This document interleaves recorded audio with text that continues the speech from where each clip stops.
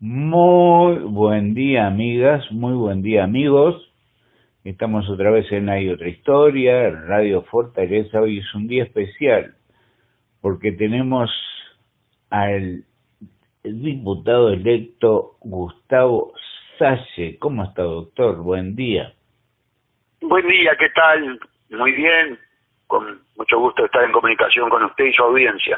Un gusto tenerlo una vez más en el programa. Hace muchos años hemos hecho alguna entrevista, hubo una entrevista muy larga que hicimos cuando usted vino a un evento del centro comercial hace unos años, hace 7 años, y tuvimos una charla larga donde el doctor Salle decía prácticamente lo mismo que ahora, a veces quizás de una forma incluso más dura, o sea que lo único que le faltó era la palabra en aquel momento clepto, que le agregó después, pero corporalocracia la usaba en esa entrevista.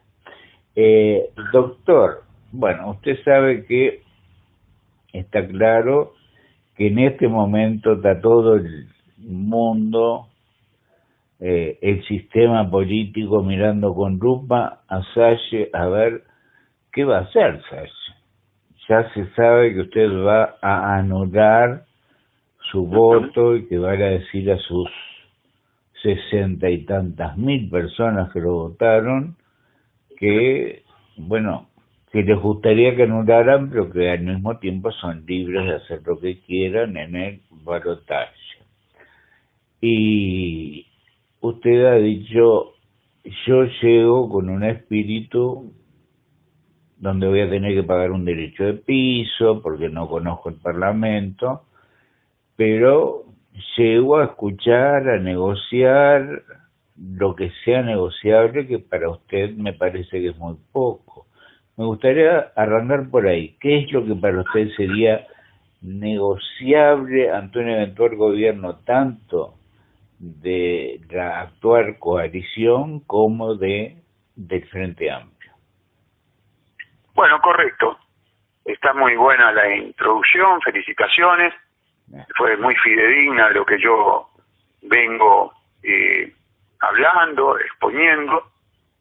Y una de las cosas que yo he expuesto con total claridad es que el sistema partidocrático, en forma, a mi juicio, con apariencia criminal, desvía cerca de 3.000, 4.000 millones de dólares anuales del erario público a actividades non santas, digamos así. Allí incluyo, por supuesto, el tema del clientelismo, los contratos secretos, bueno, toda una serie de actuaciones que son altamente perniciosas para el pueblo uruguayo y perfectamente corregibles, eliminables. Entonces, nosotros vamos a tener una ley, la ley de presupuesto, y allí vamos a analizar con lupa cada peso que se destina del Estado. Nosotros hemos sufrido una brutal distorsión de la política estatal, distrayendo miles de millones de dólares para beneficio de las corporaciones y en detrimento de la calidad de vida y la prosperidad del pueblo uruguayo. Entonces, cuando vayamos a estudiar el presupuesto, vamos con esa filosofía. Vamos con la filosofía de recortar absolutamente todo lo que estimamos que responde a una política de Estado equivocada, privilegiando intereses foráneos y no intereses del pueblo uruguayo, de la patria. Ahí supongo que usted va a insistir en algo en el que no le van a dar bolilla. Digamos, usted va a insistir en que los contratos confidenciales secretos con las grandes multinacionales extractivas sean públicos, pero no creo que nadie haga algo. ¿Usted igual va a insistir en eso, sobre todo como forma de que la población esté informada? Por supuesto, forma parte de un conjunto de proyectos que son prioritarios y que van a evidenciar entonces un temperamento absolutamente antidemocrático, antipopular y con apariencia delictiva, apañado por los representantes nacionales. Pero bueno, el pueblo votó como votó y tal vez con ese proyecto de ley nosotros dejemos en evidencia cómo quiere comportarse la casta política respecto a los temas fundamentales del país, porque los temas fundamentales del país están precisamente en esos contratos, no están en las peleitas estúpidas de los políticos, están en esos contratos que no pasan por el Poder Legislativo, esos contratos que no pasan por el pueblo, esos contratos que se celebran entre cuatro paredes y que después resulta que en el presupuesto se llevan un porcentaje enorme. Entonces, de esa manera, tal vez estemos dando mejores elementos de juicio para una futura votación. Cosa que en el momento no ha sucedido, porque nadie se ha planteado que esos contratos secretos de espaldas al pueblo son ilegales, son inconstitucionales, tienen apariencia delictiva y normalmente son ruinosos para el país, ruinosos para la prosperidad del Uruguay y altamente beneficiosos para la prosperidad de corporaciones extranjeras. Usted tiene claro que la vida, las circunstancias lo llevaron a tener la llave del próximo gobierno. Porque... No, permítame discrepar. Sí. A mí en todo caso me dieron la llave del baño, como digo yo. En los grandes temas pierda cuidado, que ya lo ha demostrado la praxis legislativa, en los grandes temas, que además vienen totalmente impuestos desde el exterior por las agencias calificadoras de riesgo, que son el brazo extorsivo que tiene la banca privada internacional, que es dueña además de las agencias calificadoras de riesgo.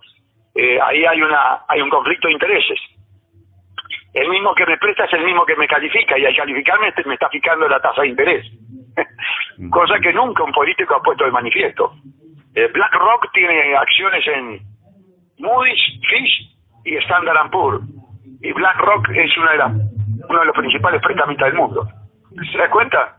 Bueno, ahora el pueblo uruguayo se va enterando de eso porque hay un diputado que le interesa que el pueblo se entere de eso. Usted ha definido a BlackRock prácticamente como si fuera el tercer estado, ¿no? Estados Unidos, China y después BlackRock en cuanto a... No, es al revés. Es exactamente al revés. Es primero BlackRock, después el estado de Estados Unidos, después el estado de China. Primero BlackRock. Primero BlackRock. Es más, usted sabe que en estos últimos días tomó estado público que la Reserva Federal confesó que consulta primero a BlackRock y después establece las políticas monetarias del país. Doctor, usted ha hablado, tenemos mucho tiempo para hablar, pero usted ha hecho siempre hincapié en la Agenda 2030. Una crítica de un comunicador como yo simplemente es que la mayoría de la gente no tiene idea de lo que es la Agenda 2030. Los políticos hablan, algunos periodistas dan alguna información, pero la gente no sabe qué es la Agenda 2030. Y ahora se habla de una Agenda 2045. Entonces hay un mareo grande. Explíqueme, por favor, lo que está... Bien, correcto. Primero tenemos que analizar la fotografía del sistema mundo. Vale decir, ¿cómo funciona el mundo? El mundo funciona en base a poderes fácticos, es decir, a poderes de hecho, no tanto a poderes institucionales, formales. Hemos mencionado el más importante, el poder económico-financiero de un fondo de inversión, BlackRock, pero no es el único. Yo le diría que si mencionamos 15 fondos de inversión a nivel mundial, estamos hablando o describiendo el poder fáctico, yo no sé si total, pero por lo menos el 90%. Es decir, 15 fondos de inversión a nivel mundial manejan la economía y las finanzas del planeta. Usted comprenderá que con esa plutocracia, vale decir, ese conjunto de mega ricos que tienen el poder económico en sus manos, trabajan en función de una coordinación, una estrategia común, que no siempre tiene propósitos positivos para la humanidad. Yo diría que tal vez es todo lo contrario. Por eso yo hablo de conspiración, porque respiran juntos haciendo planes que no son positivos. En muchos casos son inconfesables. ¿Cuál es la finalidad prioritaria de este conjunto plutocrático que domina el mundo? Mantenerse en esa situación, es su principal preocupación. Y si es posible, profundizar esa situación. Esta agenda, la 2030, y ahora su prórroga de objetivo al 2045, es eso, es la estrategia de la plutocracia internacional para consolidar, para profundizar el control total sobre la humanidad. Naturalmente necesitan disfrazar ese objetivo inconfesable. Entonces, los grandes laboratorios psicosociales que asesoran a este conjunto plutocrático universal se encargan de preparar toda la presentación ante la humanidad, disfrazando los objetivos inconfesables con teóricos objetivos altruistas, positivos, encomiables, excelsos para la humanidad. Es decir, la estafa intelectual, la mentira a la humanidad. ¿Y por qué, doctor, los políticos uruguayos no ven esto? Lo ven. Uruguayos como lo ven. ¿Y? No, lo ven porque la élite tiene una característica, la élite soberbia, y muchas veces tras ese discurso captatorio programado por los laboratorios psicosociales, no obstante ellos permiten una suerte de primado negativo, preparando psicosocialmente a la gente para esa suerte de esclavitud, para esos objetivos negativos, y ahí se manejan con Netflix, se manejan con Hollywood, se manejan con el arte, y bueno, ellos estudian, tienen grandes laboratorios psicosociales como el Tavistock, es el más importante porque es el que está relacionado con la dinastía de Cecil Rhodes, que se preocupó mucho por la parte académica con las famosas becas de Cecil Rhodes, un sistema de penetración de la educación a nivel universal y que tiene como base la fortuna del masón criminal Cecil Rhodes, que creó un imperio que iba desde Sudáfrica e intentaba llegar al Cairo. Ahora, yo lo escucho, doctor, y digo, pero entonces no vale la pena hacer nada. Me quedo en mi casa quieto viendo Netflix mientras me dejen o no me lo corten, porque esto es imposible luchar contra estos poderes. Bueno, es una elección de vida. Yo describo los poderes tal cual los interpreto conforme a mi investigación, a mi formación.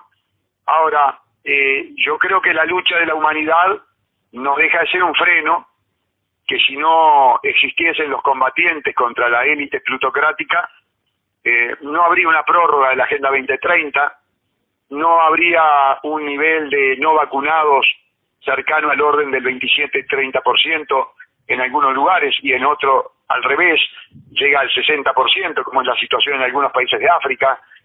Es decir, yo creo que la lucha tiene un efecto. Ahora, es una batalla compleja, yo no puedo dejar de describirla. Ahora, si nos quedamos en casa, si no hubiese existido el amparo de identidad soberana del doctor Dentone y de la magnífica sentencia del doctor Recarey, los niveles de inoculación pediátricas en el Uruguay habrían sido mucho más altos.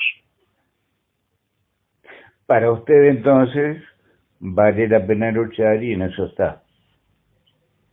Efectivamente, y vengo luchando ya hace mucho tiempo y, bueno, disponiendo gran cantidad de mi vida a la investigación, al estudio, a la denuncia, y ahora le puedo garantizar que prácticamente es a tiempo completo. Por lo menos en esta época de cresta de la ola periodística, 5 horas por día, lo que habitualmente significaba unas 7 horas de sueño. Quienes antes lo ignoraban ahora lo persiguen en el buen sentido, ¿no? Y es por ahora, es la cresta de la ola, la tengo que surfar, la tengo que aprovechar, la estoy aprovechando, trato de cubrir todas las entrevistas que me concede, llevando este mensaje, poniendo sobre la mesa algo que antes de la diputación de Los Salle no estaban sobre la mesa. Mi hija valientemente pone sobre la consideración pública un análisis contextualizado de las conductas totalmente inexplicables e irracionales.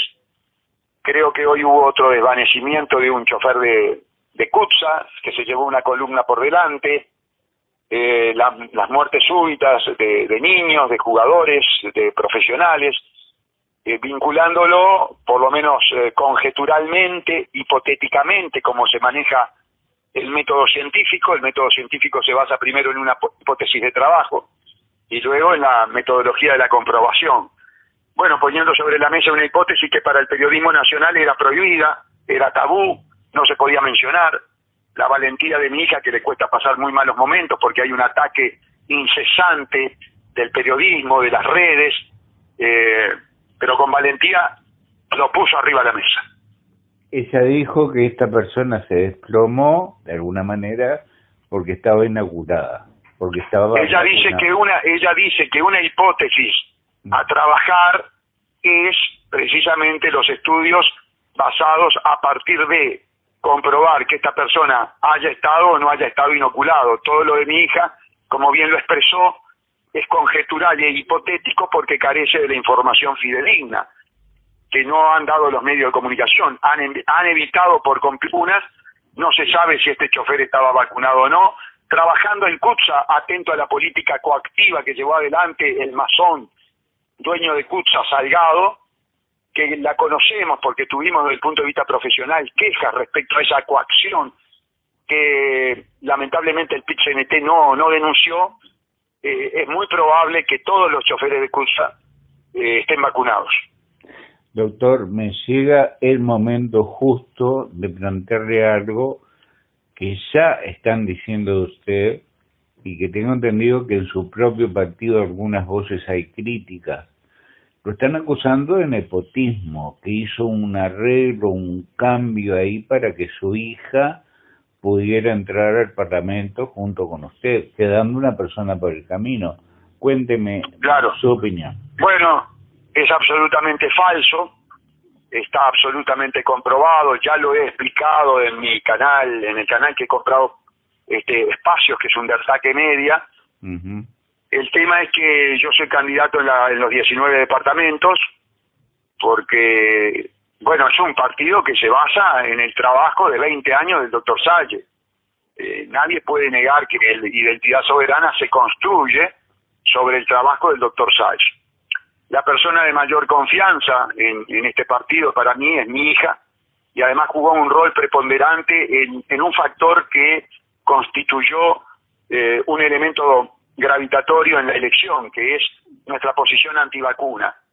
La valentía de mi hija desde el punto de vista profesional y asumiendo también todos los costos de esa posición, diciendo los efectos altamente negativos que tienen las vacunas, que ahora está reconocida por la propia Pfizer, a través de 450.000 documentos desclasificados por el juez Mark Pittman.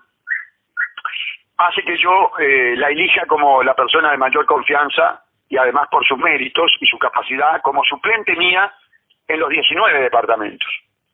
La segunda titular de Montevideo, que es la persona que quedó por el camino porque lamentablemente en Montevideo no se votó bien, o por lo menos no se votó a los niveles que requería que ella entrase como segunda titular. Ajá. Mi hija no entra por titularidad, mi hija entra por suplencia. Y la persona que queda por el camino, que es Alejandra Carro, no era suplente, era titular, tenía que votar bien, tenía que sacar 50.000 votos o más en Montevideo, lamentablemente no lo sacó. Entonces, al entrar por Canelones, Carro no tiene nada que ver con el tema de Canelones, ¿tá? Y en todo caso, la que queda por el camino es la segunda titular de Canelones, que ya sabía que esto era así, que es totalmente transparente, que lo votó además la gente, porque la hoja de votación releva esta estrategia, y que por lo tanto tuvo el aval de los 65.000 votantes. Si alguno ahora se arrepiente es porque o no participó de la militancia de Identidad Soberana, donde esto estaba perfectamente aclarado, no escuchó mis videos o no leyó bien la hoja de votación. 3 conductas de las cuales yo no soy responsable. Y tengo una pregunta que yo considero importante, doctor Salle. Hoy aparece como un partido, dicho con todo respeto, unipersonal. El partido es Salle. ¿Usted está pensando en darle una estructura a nivel nacional, cosa que tenga sus autoridades, que no gire solo en torno a su figura, sino que haya un partido político realmente detrás suyo? Bueno, primero que nada, decir que a lo largo de la historia política del Uruguay, los liderazgos personales han sido la norma. Lo que usted me dice es aplicable al vallismo, con José Valle y Ordóñez, con Luis Valle Berres. Lo que usted me dice es aplicable totalmente al lacayismo, que fue el que llevó a la presidencia de la República al Partido Nacional. Recordemos que Wilson Ferreira Aldunate no llevó a la presidencia al Partido Nacional, lo llevó al lacayismo, con criterios totalmente personales, con criterios dinásticos, diría yo. O sea que la observación que hace el periodismo la hace de forma sesgada, queriendo omitir los liderazgos personales en la historia política del Uruguay, desde su creación hasta el día de la fecha. No ponen de manifiesto, por ejemplo, en la génesis de Cabildo Abierto, la influencia personal de Manini Ríos, de Guido Manini Ríos. Y mire lo que le pasó a Guido Manini Ríos cuando comenzó a permitir liderazgos alternativos, secundarios. Mire cómo se le va luz con la banca, que ya quedó demostrada que se la llevó en forma ilegítima, ¿verdad? Porque ¿cómo votó Luz por su cuenta? No llegó a diputado, pero sin embargo a Manini. Yo miro y aprendo. Entonces, y además otra cosa, los liderazgos no son por designación. Los liderazgos se construyen. Y los liderazgos en este partido se construyen arriesgando la vida. ¿Se da cuenta? Entonces, a mí no me molestan que digan que es un partido de carácter personalista. Solamente digo, el líder departamental, el líder que quiera llevar adelante un sublema, bueno, tendrá que tener los méritos como para esa posición, porque si me aparece cualquiera decir, yo voy a armar un sublema para ver, bueno, no, pero para un poquito. A ver, ¿cuál ha sido tu trayectoria? ¿Cómo te la has jugado? ¿Qué has hecho? ¿Se da cuenta? Le aclaro, doctor, que me pregunta, en mi caso no era sesgada, sino para tratar de entender... No, yo no la tomé, pero perdón, no la tomé sesgada, no. Me referí a determinados comentarios que usted los reflejó y que bueno, que vale la pena explicar. No le endillé sesgo ninguno, cuidado. Perfecto.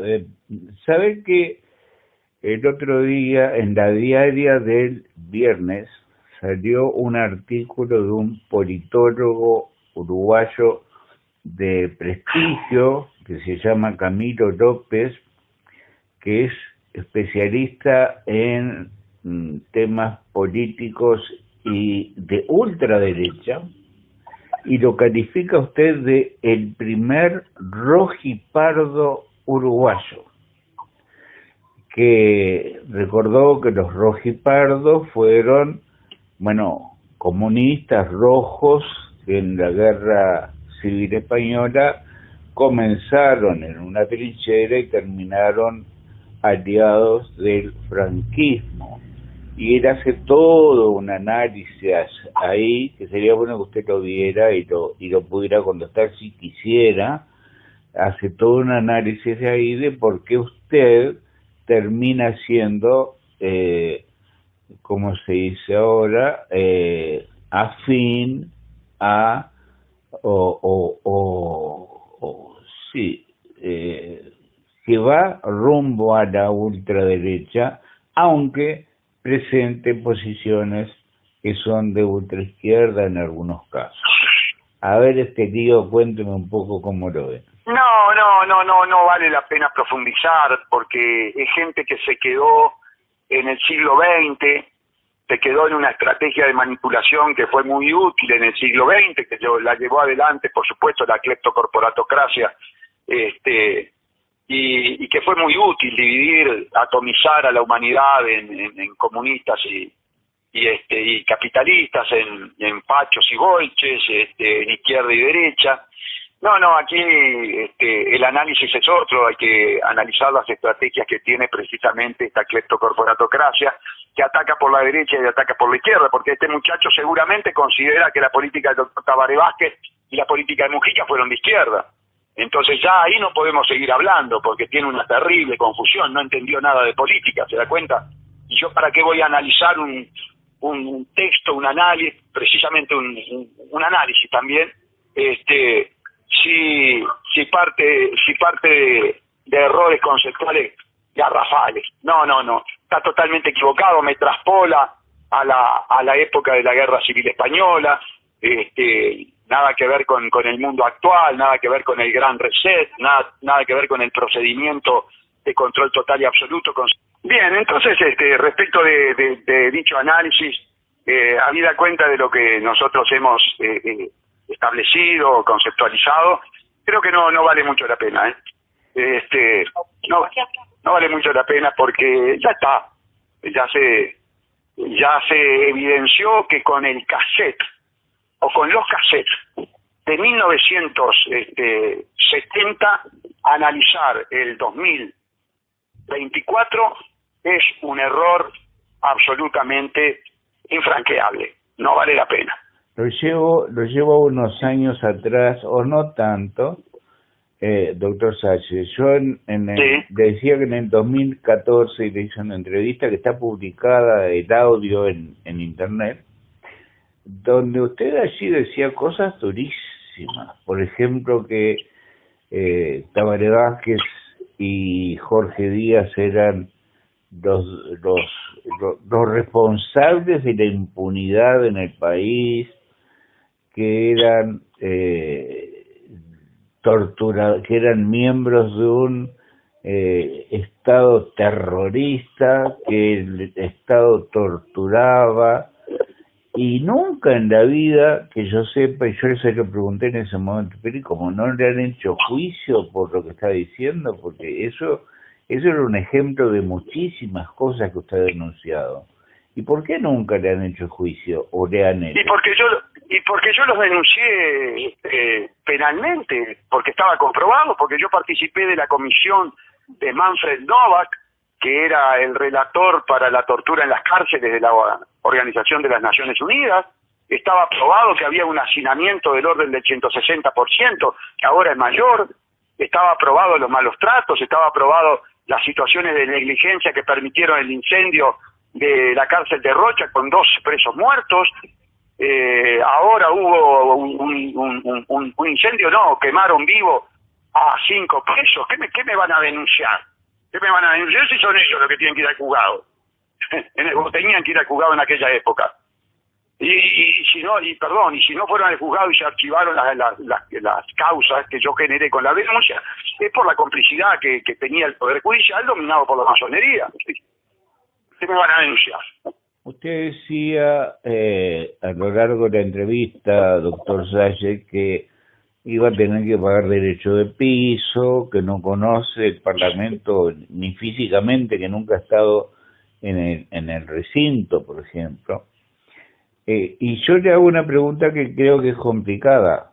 ¿Usted no teme que el sistema termine buscando la forma de neutralizarlo, desgastarlo, y tragarlo directamente? Bueno, a ver, neutralizar es una cosa, tragarme es otra, echarme es otra. Yo no estoy en condiciones en este momento de contestarle cuál va a ser el mecanismo por el cual los proyectos que lleve el doctor Salles, que van a reflejar el interés de la clase trabajadora, el interés de la patria, vayan a ser de alguna manera obstaculizados. Yo no estoy en condiciones. Tengo que entrar, tengo que ver, tengo que saber cómo funciona. Después que yo esté ahí adentro le contaré, no, mire, ¿sabe lo que pasa? Que yo tengo nada más que 15 minutos para hablar, esto se acuerda en las bancadas. Ya me han prevenido que eso es así, ¿no? Que todo lo que se habla en el hemiciclo previamente está acordado en la reunión de bancada. Bueno, si eso es así, yo iré a su programa y le diré, mire, esto funciona de esta manera, esta manera y de esta manera. Y por lo tanto, 2 diputados, 3 diputados no sirven para nada, o de lo contrario le diré, no, mire, con 2 diputados, y si están en una posición estratégica como la que aparentemente puedo estar yo con mi hija, sirve y puede hacer esto y esto. Déjeme llegar, déjeme empezar a jugar el partido, ¿se da cuenta? Claro. Son esos partidos que usted no sabe bien cómo pararse en la cancha, porque no tiene la experiencia. Yo fui un operador judicial, no un operador legislativo. Ahora paso a ser un operador legislativo. Voy a una cancha que no la conozco, voy con jugadores que no conozco. Me han prevenido de todo tipo de trampas, todo tipo de situaciones inconvenientes. Es decir, ya tengo la cabeza llena de poco menos que voy al frente de Ucrania, ¿no? A la guerra de Ucrania y Rusia. Bueno, pero se va a saber manejar porque usted tiene mucha experiencia en muchas cosas duras en cuanto a su trabajo, ¿no? Cuénteme, ¿qué proyectos mañana el Frente Amplio gana el Frente Amplio?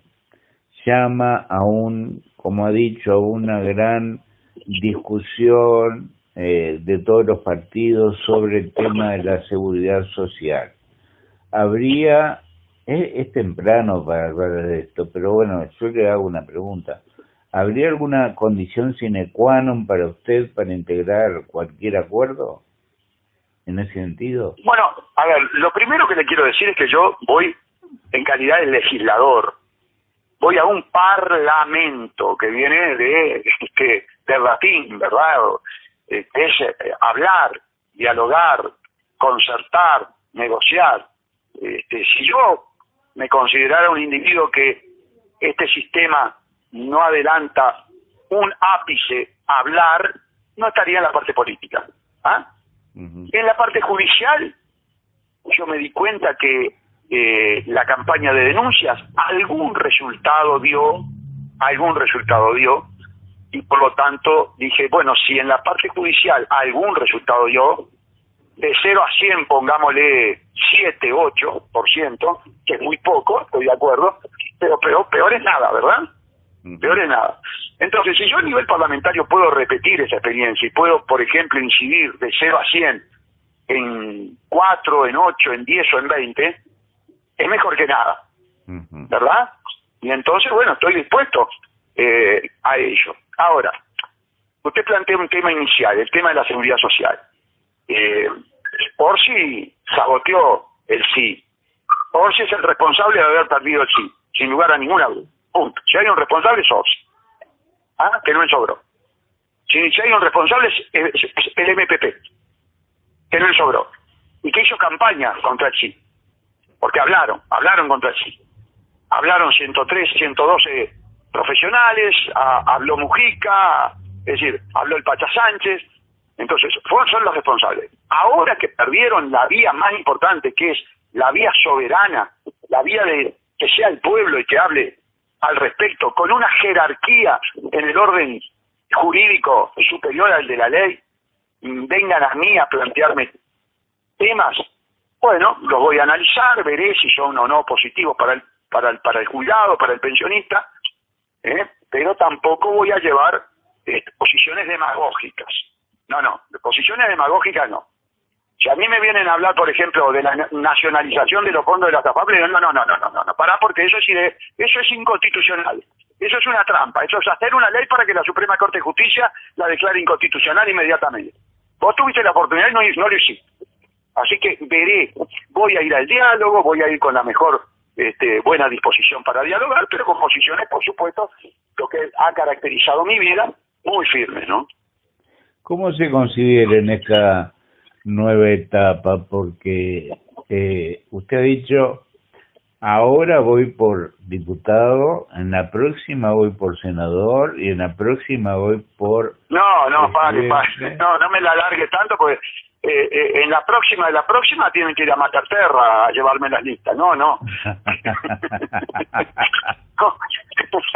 Pare que yo no soy Kissinger para durar 100 años, No, pero...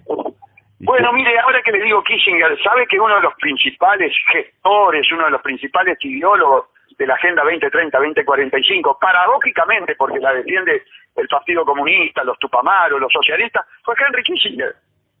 ¿Te das cuenta? ¿Te das cuenta las paradojas de la vida? Un tipo que fue el ideólogo del Plan Cóndor, un tipo que fue el ideólogo del terrorismo de Estado en Latinoamérica, ahora es el ideólogo de la Agenda 2030, con el mismo sentido, sirviendo a los mismos amos, y está apoyado por la izquierda. Nica Melgar, por ejemplo, que el otro día en el Canal 12 me tiró con munición gruesa, apoya la agenda de Henry Kissinger, ¿te das cuenta? Lo que pasa es que ahí vuelvo a lo mismo, la gente no está informada de qué están discutiendo, de qué se está hablando. Sí, bueno, claro, pero uno trata, es tratado por todos los medios de poner el tema de la Agenda 2030 arriba de la mesa. Pero no lo ve en el llamado sistema político, no se ve que se hable del tema ni que se informe. Bueno, hoy se abrió una ventana que es la ventana de Da Silva, del senador Da Silva, que dijo, bueno, hay aspectos de la Agenda 2030 que voy a estar codo a codo con Salles o algo así, palabra más, palabra menos. Ese fue el espíritu, ¿verdad? Y bueno, y ya tiene por lo menos un senador de la coalición,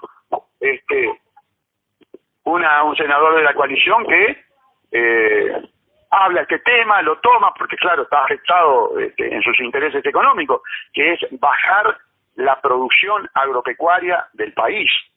Que eso es lo que ha sufrido Europa, por eso los franceses se movilizaron tirando estiércol en los ayuntamientos, los belgas se movilizaron, los holandeses se movilizaron. Doctor Salles, se nos ha ido el tiempo, ha sido muy amable, muy amable. Sé que tiene una agenda como no imaginó quizás en muchos años, que lo están llamando, que no tiene tiempo. No, pero estoy muy contento, estoy muy feliz y muy agradecido con el periodismo, sobre todo del interior. Y bueno, y el periodismo en Montevideo, que hablen bien, que hablen mal, decía Edo, pero que hablen. Y eso está pasando. Está muy bien. Bueno, le deseo suerte y vamos a estar en contacto porque se vienen a las órdenes políticos. ¿Ah? A las órdenes siempre, Que pase muy bien, gracias. Permítame despedirme de los oyentes y decirles, amigas, amigos, estuvo hoy con nosotros el diputado electo, el doctor Gustavo Salles, figura clave hoy en el panorama político nacional. Hasta mañana, gracias.